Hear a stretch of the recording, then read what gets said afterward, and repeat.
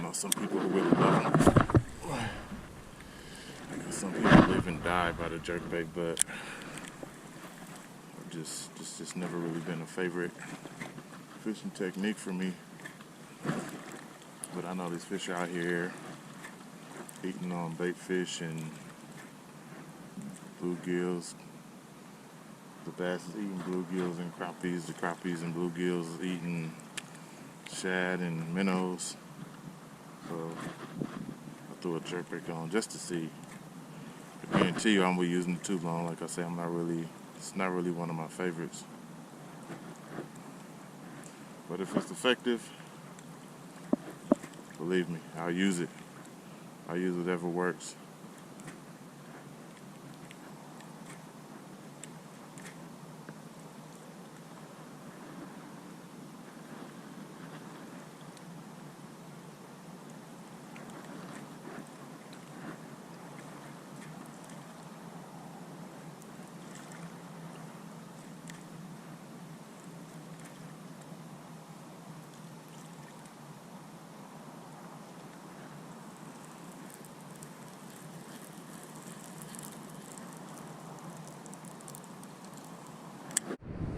So y'all, this water's pretty clear.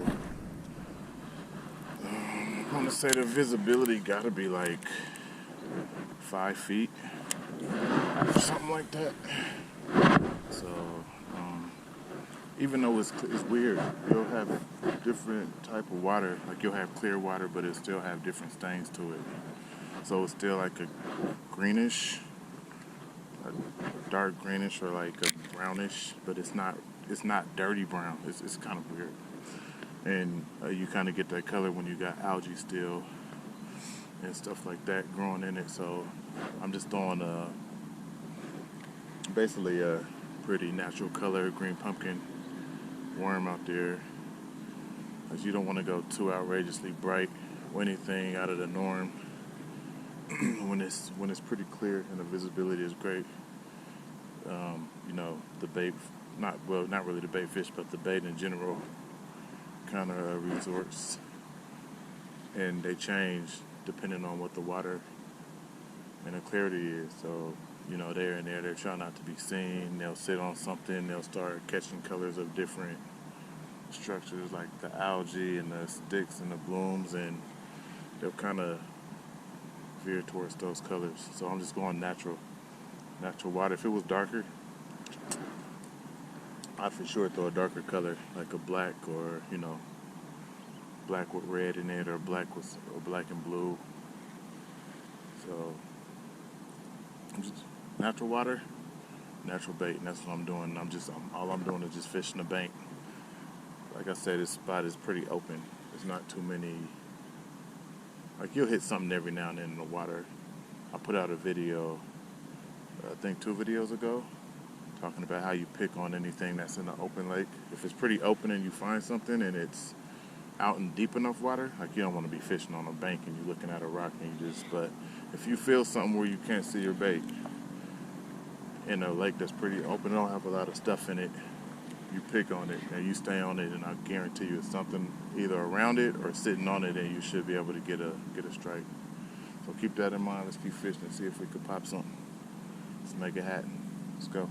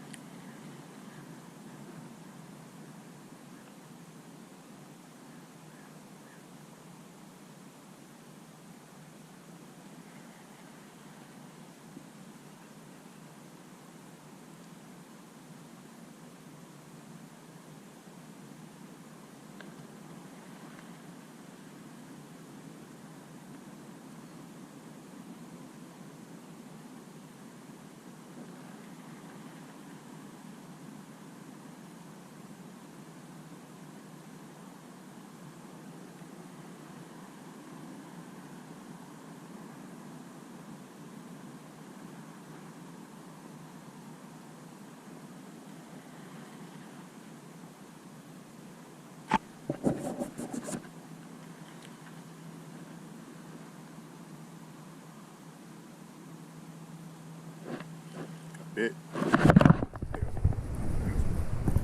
There he is. Got a fish. There's a fish. There's a fish. There we go. There we go.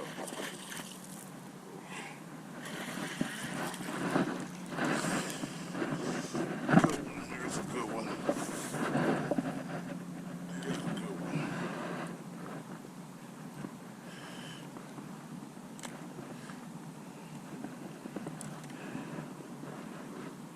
That's a little spotty. Spotty Mike Roddy. There you see one.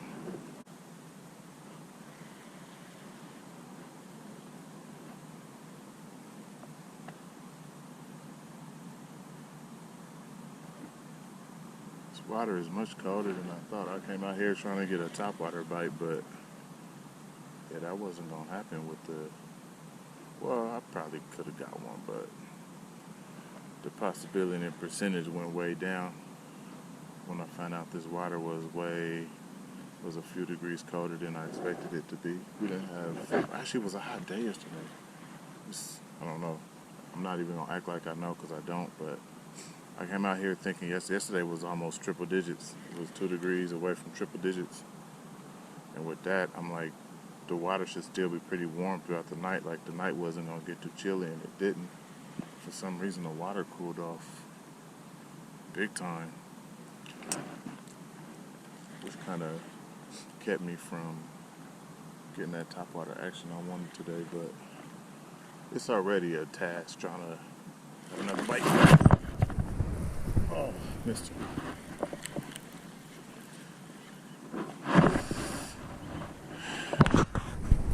But it's already a task trying to come out here in this open body of water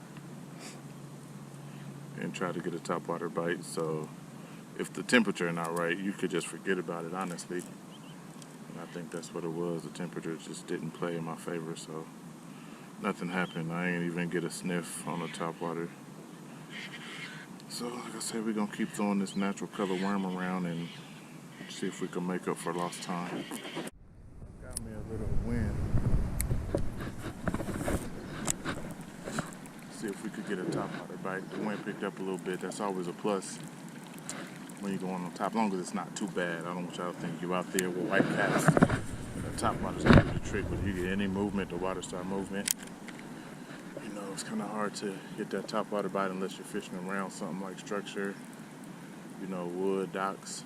It could be slick, calm, and that still could work. But when you're fishing, you know, typically open water, you want some type of movement, because that would bring the fish up and it puts a little cover on the top of the water so they don't be so skittish of what's going on up higher. So they will come up a little bit. When it's slick, calm, they tend to stay towards the bottom. They will come closer in, but they won't go so much to the top, you know. I mean, they get pecked on and picked on too by bigger birds. So, yeah, typically any movement up top can kind of draw them up a little bit and help you out a little bit. I probably want to go to the main body where it's a little more choppy and try over there. They may not. Like, this is not typically the lake where you want to, at least like I said, not open water, be fishing top water, but it's possible. I've done it before. I'm trying to do what I can, and summertime, of course, is the best time because it's warmer out. The water's usually typically warmer. You got that 65 plus degree water temp. And you can get on some, so let's see if we can't get on a couple, get a couple to come up.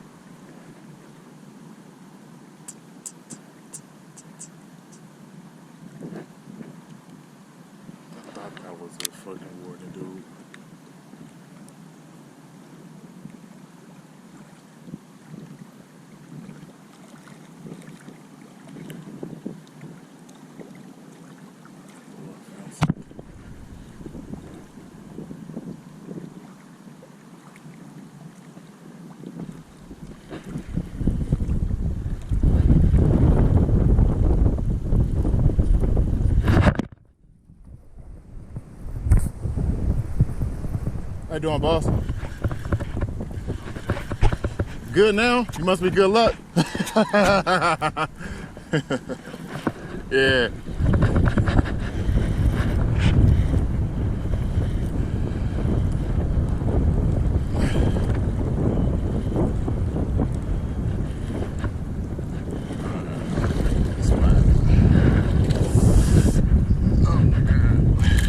Oh.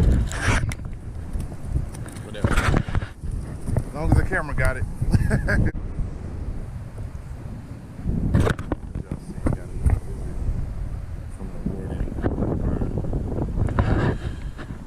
He was cool though. He didn't even check my license, but y'all just seen me officially bring it over at the bank and go back in. But as long as y'all seen it, it ain't a fish story, so.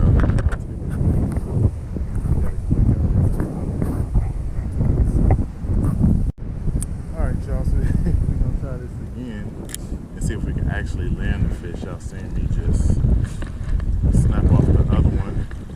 The warden came over here and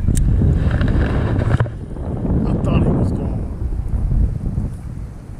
to ask to see my license and everything, so I kind of muscled the fish in to hurry up and do whatever, and he popped off. And then as I put my pole down and reached for my wallet for my license, of course he was like, "Oh, you're good."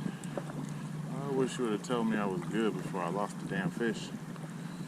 So, but I'm back out there. Ah, man. He didn't even get to take a picture with me. We'll see what's up. I don't know if how far he's headed or if he's even going to where all those people are over there. But it'd be pretty weird if he didn't, right?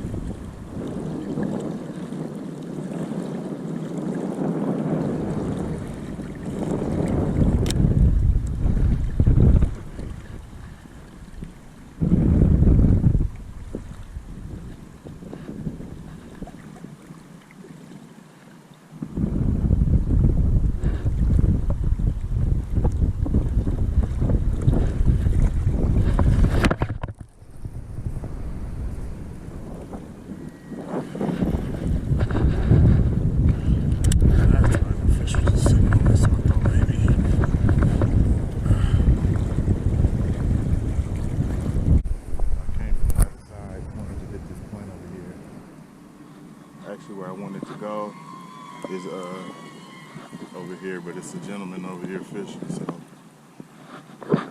he didn't care that I fished this little point right here, so I'm gonna try right here. See what happened. He said he'd been out about an hour. We haven't got nothing yet, but should be picking up soon.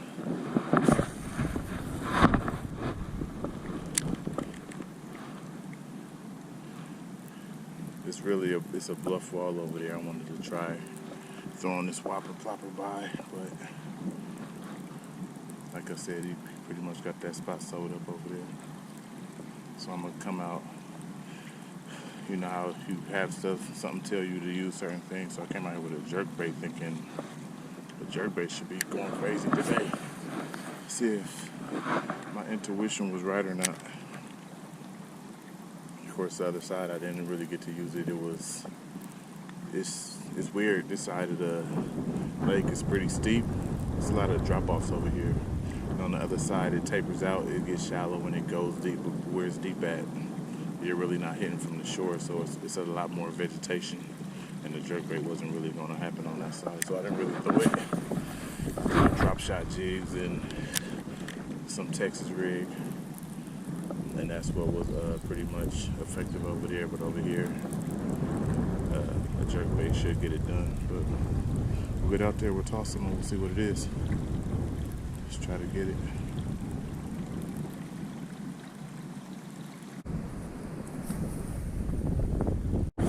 Yeah.